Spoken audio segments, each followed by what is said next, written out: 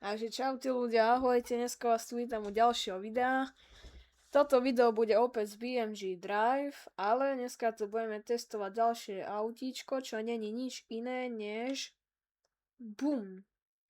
Audi Q7 pred facelift. Takže vybral som si toto autíčko z toho dôvodu, že je to tiež SUV a si myslím, že by to bolo fér, keď v minulom videu sme mali to BMW, tak teraz budeme mať Audinku a aspoň si aj porovnáme, že čo je to lepšie a čo je to horšie. Takejto peknej modrej farbe. Toto je tiež veľmi pekne prepracovaný módik.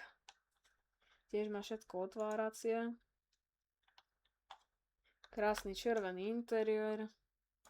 Potom keď sa pozriete, tak zase je tu mnoho tlačítok. Tiež je to veľmi pekne prepracované, keď si naštartujeme, lebo aha. Bum, vidíte, tuto repráky sa pekne vysunú.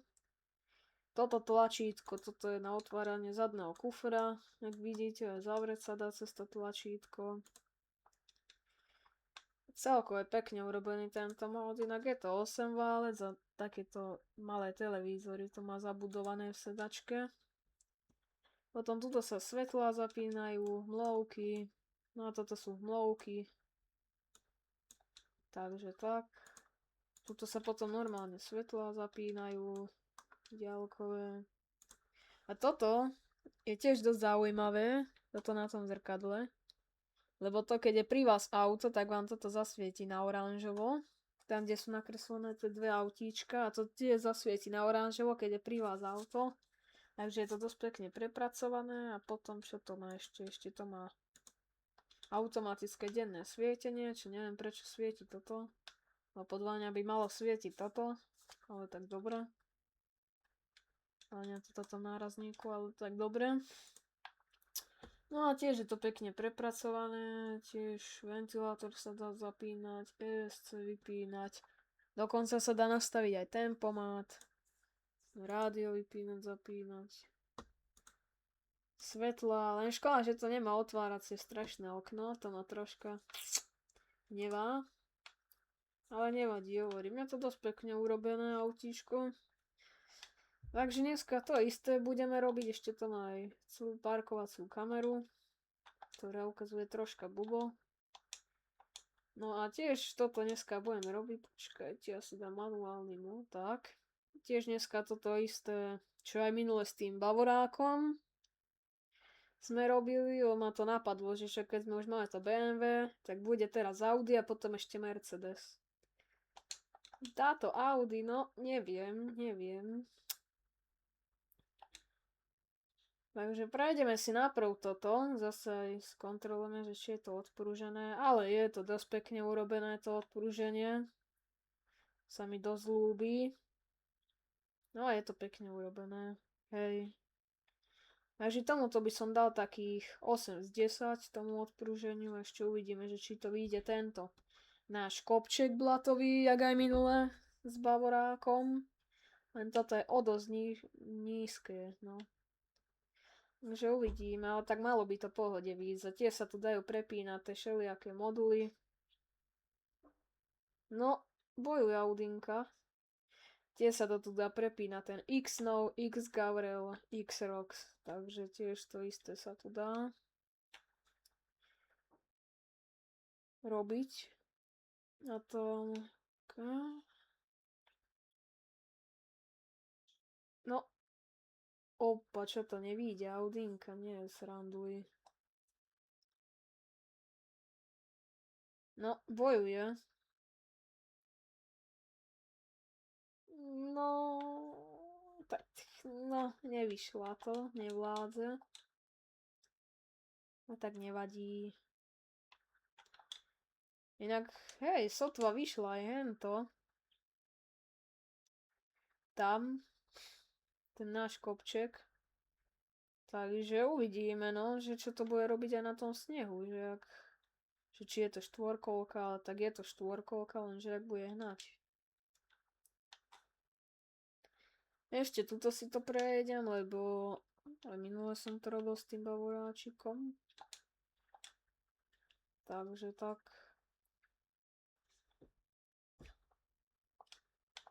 Počka, tu sa otočím. No. Takže ten Bavorák je podľa mňa o dosť krajšie urobený, než táto Audinka. Aby som jej dal vyšší podvozok, je to dosť nízke. Akože je to odpruženie pekne urobené. Nehovorím, aj takto rýchlejšie, hej. A inak ďakujem vám ľudia zo 72 odoberateľov, ešte raz vám ďakujem.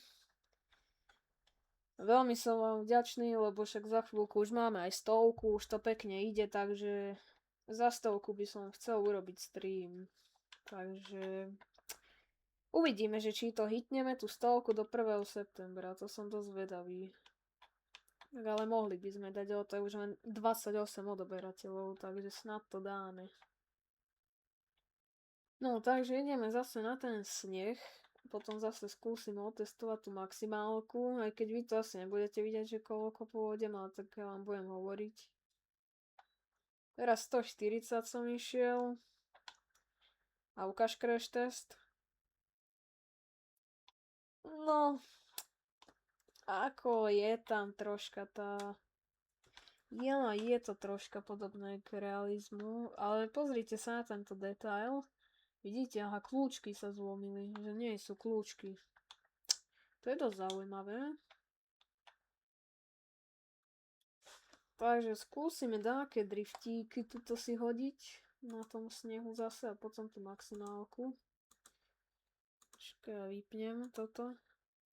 Tak. Som zvedavý, že či sa s týmto bude lepšie driftovať.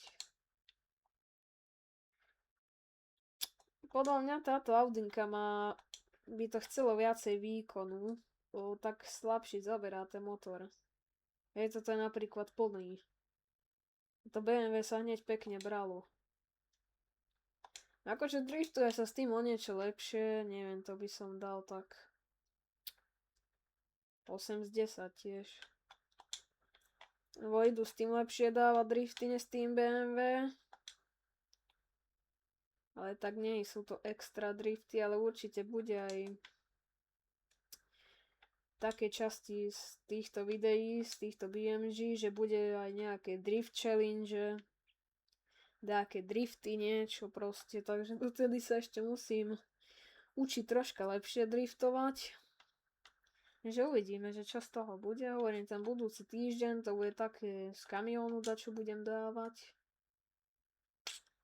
Takže uvidíme aj to, že koľko bude mať zliadnutí. Či vás to aj bude zaujímať. Takže pokiaľ by ste mali záujem aj o také, tak napíšte pod nejaký short, kde sa dajú písať komentáre. Napíšte áno, mám záujem, alebo keď tak nie, nemám. Takže kľudne môžete písať aj čo by ste ďalej chceli vidieť akože odo mňa. Že aké hry, kľudne napíšte. Všeličo môžete dať, ja neviem, bárčo. No teraz sme išli 180, som zvedavý, že koľko to teraz dá. Top speed, ale takto BMW bolo 100-krát rýchlejšie. No, tak bolo, že o dosť rýchlejšie, a toto sa dosť pomaly teraz rozbieha, neviem, že prečo. Dobre, 100, 110, 120, 130, 140, zatiaľ nič moc, 150, 160, 170, OK, 180, no, dá sa. Na to, že je to SUV, možno, že nie je motorovo tuningové, môže byť aj to, že len zvonka je, no 200, dalo to, no, dobre. 210, no akože stúpa to, ale veľmi pomaly. 230. Hej, akože dá sa, no. 240. No dobre, dalo to tú svoju maximálku, bum. Uka. Toto dobré. Sa riadne rozbilo. No dobre ľudia, tak to je bolo na dnešné video všetko. Prosím vás, dajte like a odber, nech čím skôr dáme tých 100 odoberateľov. To keď dáme, hovorím, bude stream. Dačo vymyslím ešte. Takže my sa vidíme u ďalšieho videa z BMG a čaute.